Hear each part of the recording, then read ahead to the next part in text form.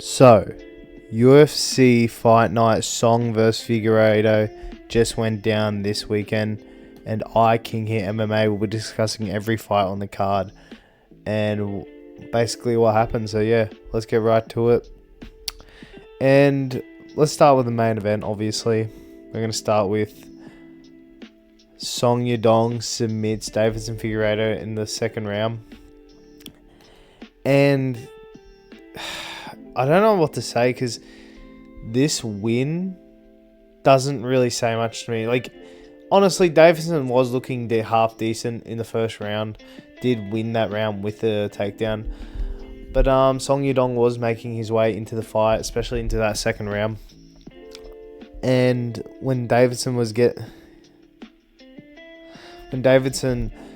sticks his head into the guillotine, it's just, you see it with a lot of older fighters, and they're not defending these submissions like they used to. And I think it's a mix of Figgy being too small for the division and him basically being an unk. And I just don't think he can handle it anymore. It is still a okay win for Song, but I'd like to see him fight. Like, it's really hard to, because we could say, yes, Song Yadong could. I'd like to see him fight maybe once or two more times before we consider him for a title shot. It's a good win for Song. And for Davidson Figueiredo, if we're going to do anything, I want to see him have a retirement fight. Like, maybe on a Brazil card. I will discuss that in a bit. But good win for Song. Davidson is a former champ, so yeah. And for the next fight, this gets depressing real quick because Zhang Ming Yang fumbles the bag pretty hard. And yeah, it was a cracker fight. These two were swinging and basically just, they could have knocked each other out at any moment. But I think we've just got to accept that the fact that Zhang Ming Yang is never going to be a title contender. I really thought he was. I was like, Alonzo Manyfield ain't that great. He's always been 15, 14 in the light heavyweight division. And last night proved he just isn't that contender. I think Zhang Ming Yang, we got to accept that he's going to be maybe a fringe top 20, maybe even just a real okay journeyman. For Alonzo Manyfield, it was a good win. Like, it was a slugfest. I think he'll always be a gatekeeper to the division, which isn't a bad spot for him because he can't beat the top 10. We've seen it multiple times.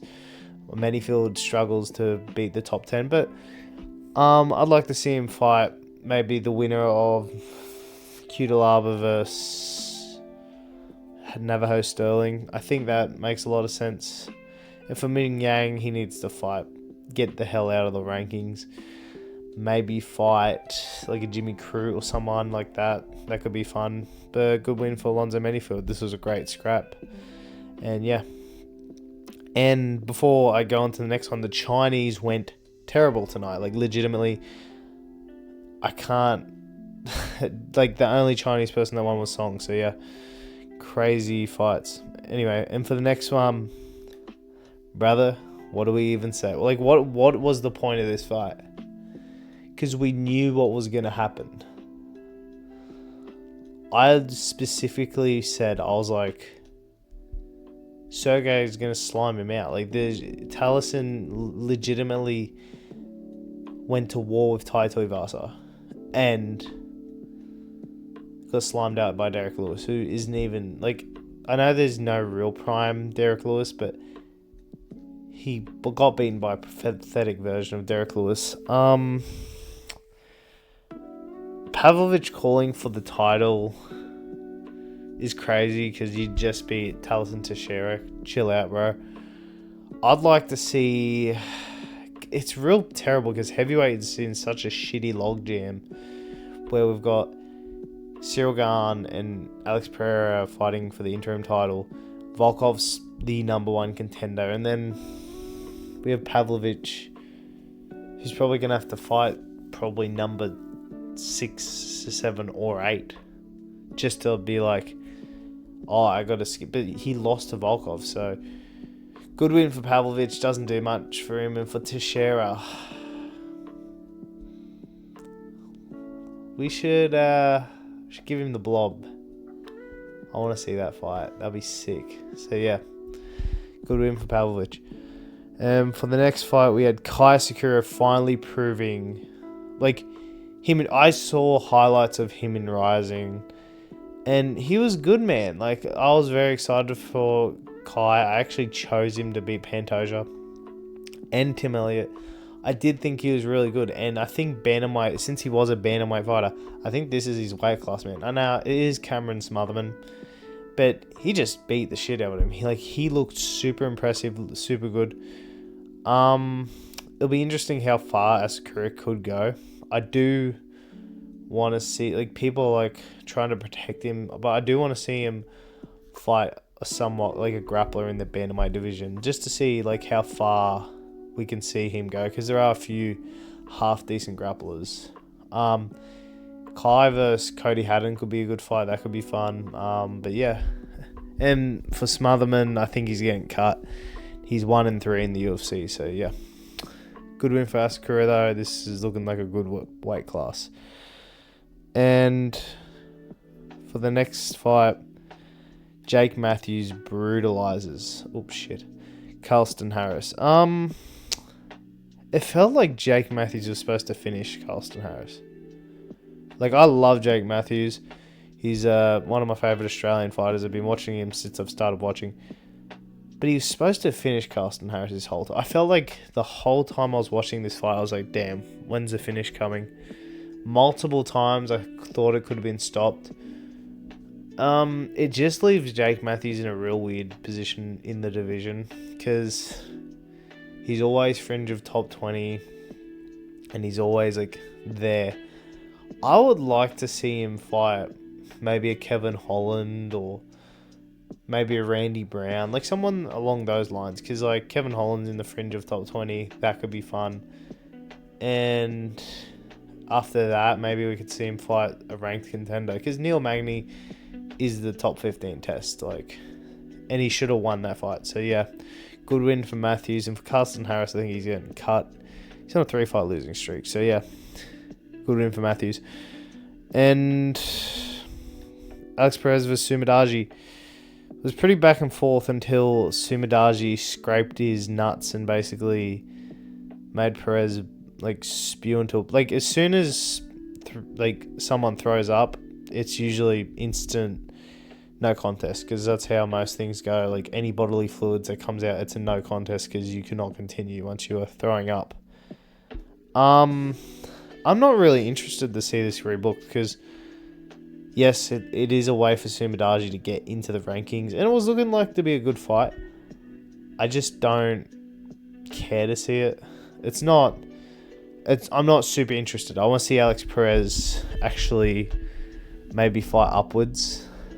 He deserves it. He just beat Charles Johnson, and he did get kicked in the nuts. I think like a Tim Elliott could be good.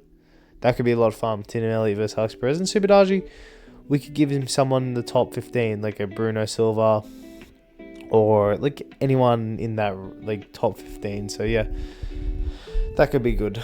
I don't think we rebooked it though. So no contest, nothing happened. And for the next fight, Yisak Lee, like someone's calling him Chinese, that was weird. He just doesn't show anything and gets slimed out by Luis Felipe Diaz. Apparently a big training partner of Carlos Prates, and he looked like it too. He looked like kind of looked like a Bobby Green clone, if you ask me. Just had his hands down the whole time. But yeah, he looks real powerful, man, and he's going to be an interesting prospect at middleweight. I'd like to see him fight like a Marco Tullio. That could be a lot of fun. Or anyone in like the mid-range of middleweight. That could be fun. He looks like a fun prospect for middleweight. So yeah, good win for Luis Felipe Diaz. And for the next fight, a lot of NPCs on this card. Jose Souza gets a split decision over Ding Mang. The Chinese did not go great tonight. This was a pretty good fight, man. A very back and forth fight. Could have went either way. I did think Jose Sousa won round 2 and 3. I did think it was close. I thought that second round was pretty close. Or first round? Second round. But I think Ding Mang just didn't do enough in that third round to secure the victory. I don't think Jose Sousa goes very far. He's very hesitant. For a guy who's about what? Hold on. Doesn't say how big he is. But this dude was massive. This dude was like fucking 6'4" at welterweight, 6'6". He was crazy long. Yeah, not much to say about this fight except it was a good win. And it'll be interesting to see how he goes against the rest of the division. Ding Mang, give him another chance. I think he's a good fighter. I think he could win against a few lower level welterweights. So yeah, good win for Sousa. And for the next fight, Cody Haddon just brutalizes Arichi Lang. And it was such a weird post-fight press conference. He's like, I felt bad for my performance. I don't understand why his performance was bad. I thought his performance was absolutely stunning. Like, Arichi Lang couldn't get anything off on him. Grappled him to the ground, and every time he had him in like certain positions, he had the perfect ground and pound, doing some real damage to Arichi Lang.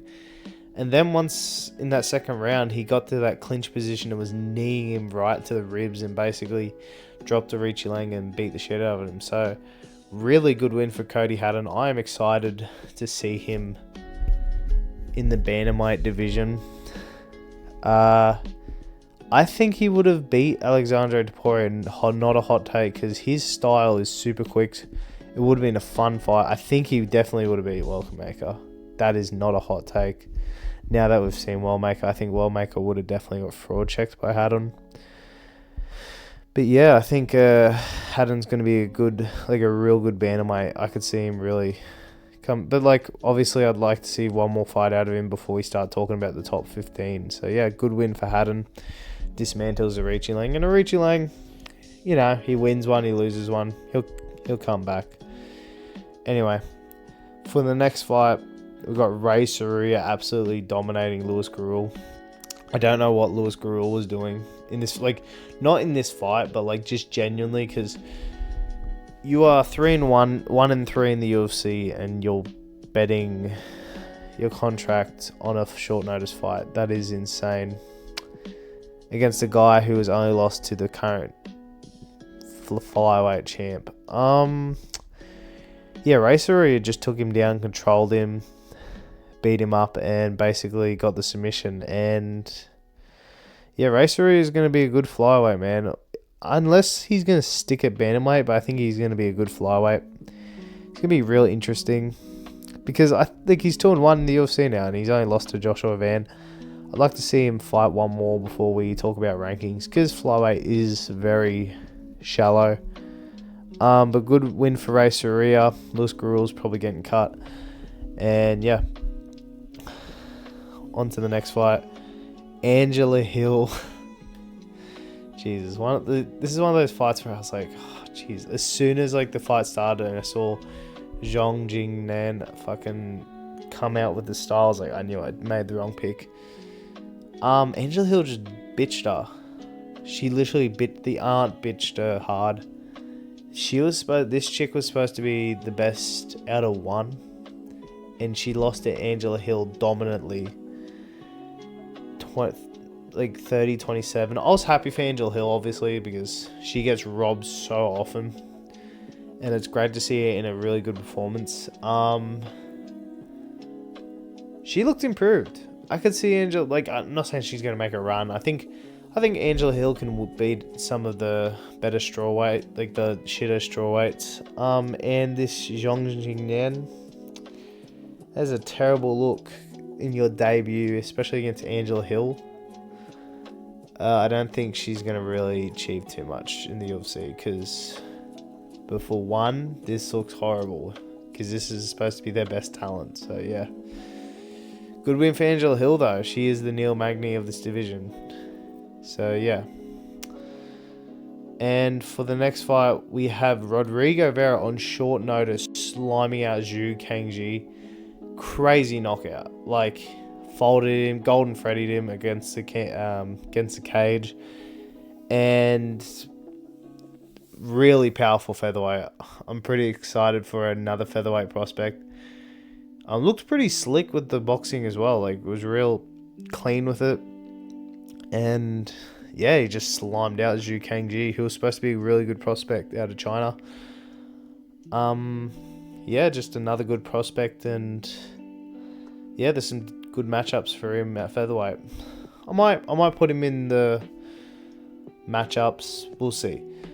And for the last fight, we have Jacqueline Amorum subbing Luma Lupumi. It looked like she broke her arm. Not even kidding. I thought her arm was broken. It was fucking disgusting.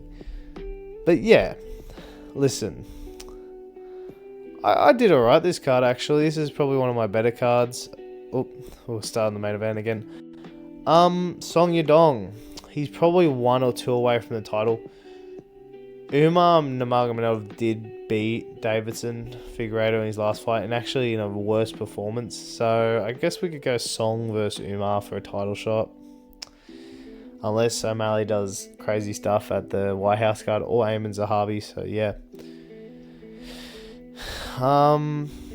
Yeah, but besides that, I don't know what we say about, I'd like to see Davidson have one more and then retire. And for Song, I'd like to see him fight either the loser of...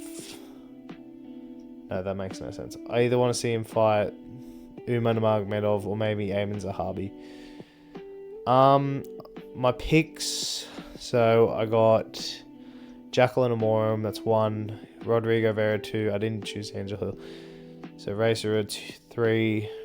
Cody Haddon 4. Jose Souza 5. Didn't choose him. So this is no contest. I'm not. It's hard to do this, but it's like, I'll just say 6. I'm gonna count it. 7, 8, 9, 10. I think that's 10 for 13. So 1, 2, 3, 4, 5, 6, 7, 8, 9, 11, 12, 13, 14. So I went 10 for 14, which isn't terrible. Ain't so great. But listen, I will be bringing out the Road to UFC reaction video very late for it, but anyway, listen, if you like the video, please like and subscribe. I always appreciate it, and I'll see you all later. Thanks. Bye.